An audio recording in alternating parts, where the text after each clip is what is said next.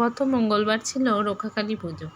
চৈত্র মাসে শনি মঙ্গলবার ধরে এই পুজোটা হয়ে থাকে। আর মামার বাড়ি গ্রামে এই পুজোটা খুবই ধুমধামের সঙ্গে পালন করা হয়। তো মামার বাড়ি এবছর যাব নাই ভেবেছিলাম, কিন্তু হঠাৎ করে পুজোর দিন দুপুরবেলা যেন ভালোই লাগছে না। তো মাকে বললাম, মা এখনই মামার বাড়ি যাচ্ছি। তো যেমন বলা তেমনই করা, তো সঙ্গে সঙ্গে বেরিয়ে গেছিলাম এবং তারপরে আমি পৌঁছেছিলামই বিকেলবেলা এবং ভেবেছিলাম যে এই যে গ্রাম ঘোরানো হচ্ছে মাকে, সেটা হয়তো দেখতে পাবো না, কিন্তু যাই হোক দেখতে পেয়েছিলাম। তো এটাই হচ্ছে সেই রক্ষাকালী মা, যার মুখটা আগে খুব ভয় লাগতো, কিন্তু এখন সত্যিই ভীষণ মনে হয় যে না, ভয় পাওয়ার কিছু নেই। তারপর রেডি হয়ে এখানে বেরিয়ে গেছিলাম এবং আমাদেরকে প্রথমে এইটা পুরোই যেতে হয় বাঁশবাগানের মধ্যে দিয়ে। তো দেখতেই পাচ্ছ কেমন অন্ধকার। তো এখানে যখন এই যে হালকা মুখের ওপরে আলোটা পড়ছে, মানে এবার আমরা ঢুকে গেছি, কারণ এখানে একটু লাইটিং লাগানো ছিল সাইডে।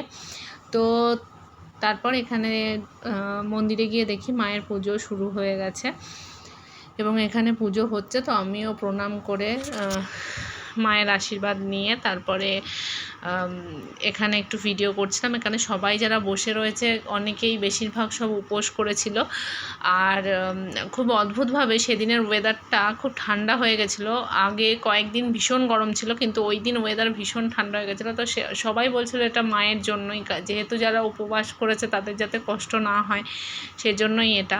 আর এখানে দেখছো যে প্রচুর রান্না হচ্ছে, কারণ আশেপাশে সব গ্রাম থেকেই মানুষজন ওই দিন আসে এই রক্ষাকালী পুজোয়। তো এই যে দেখছো জায়গাগুলো পুরো, মানে এগুলো ভর্তি ভর্তি খিচুড়ি, সব শেষ হয়ে যায়। তো আমরাও তারপর বসে গেছিলাম এখানে ঘন্টু, মামি।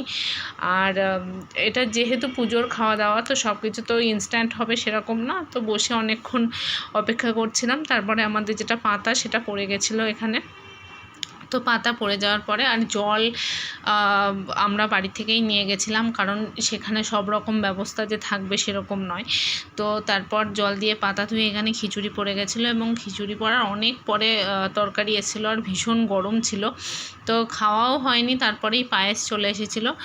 তো সব কিছু দিয়ে খুব সুন্দর খেয়েছিলাম। আর প্রসাদ মানে তো জাস্ট অন্য লেভেল, কোনো কিছুরই কম্প্যারিজন এটার সঙ্গে হয় না, এতটাই টেস্টি ছিল খেতে। তারপরে এখানে একটু ছবি তুলে তারপরে বাড়ি চলে এলাম।